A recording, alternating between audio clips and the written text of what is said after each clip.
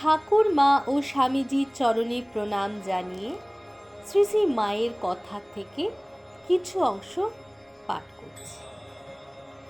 মঠে দুর্গাপূজা, আজ দেবীর বোধন। শ্রী শ্রীমা আজ বৈকালে মঠে আসিবেন। সন্ধ্যা সমাগত। মায়ের আসিতে বিলম্ব দেখিয়া পূজনীয় বাবুরাম মহারাজ ছোটাছুটি করিতেছেন। মঠের প্রবেশদ্বারে মঙ্গল ঘট ও কলাগাছ স্থাপন হয় নাই দেখিয়া তিনি বলিয়া উঠিলেন, এসব এখনো হয়নি, মা আসবেন কি?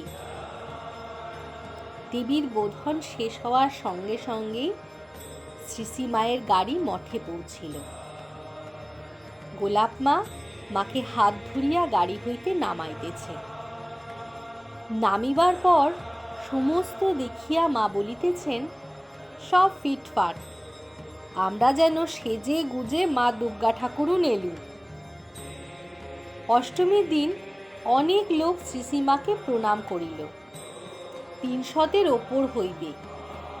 উত্তর পাশের বাড়িতে মা ও স্ত্রী ভক্তদের থাকিবার স্থান হইয়াছিল।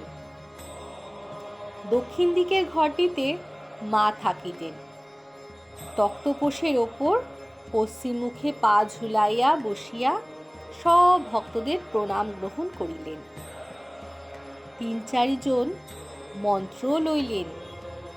বৈকালে নদিদির মৃত্যু প্রসঙ্গ হইতেছিল। নদিদি অর্থাৎ গিরিশবাবুর ভগিনী।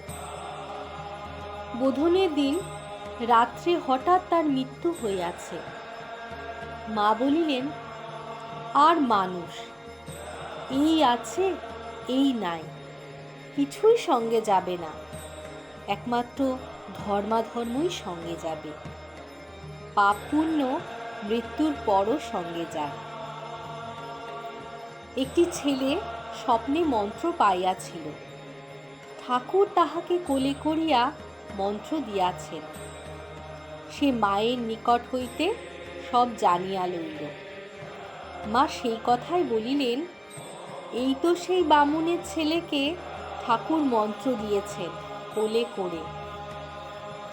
তখন মায়ের এক ভক্ত মাকে জিজ্ঞাসা করছেন, তুমি তাকে ফের মন্ত্র দিলে?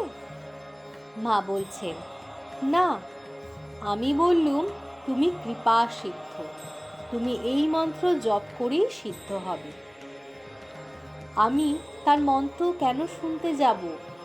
আমি তাকে জপ দেখিয়ে দিলুম। বিজয়া দিন ডাক্তার কাঞ্জিলাল যে নৌকাতে প্রতিমা গঙ্গায় ভাসান হইতে উহাতে দেবীর সামনে নানা প্রকার মুখভঙ্গি রঙ্গভঙ্গ করিতেছিলেন এবং অনেকেই সেই সব দেখিয়া হাসিয়া অধীর হইতেছিল।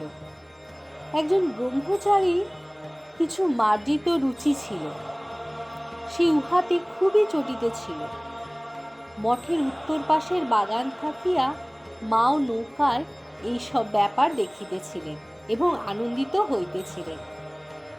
আমি মাকে বললাম, মা, দেবীর সামনে ওরূপ করবার জন্য কাঞ্জিলাল ডাক্তারকে গাল দিচ্ছে। মা বললেন, না না, এসব ঠিক, গান বাজনা রঙ্গব্যঙ্গ এসব দিয়ে সকল রকমে দেবীকে আনন্দ দিতে হয়।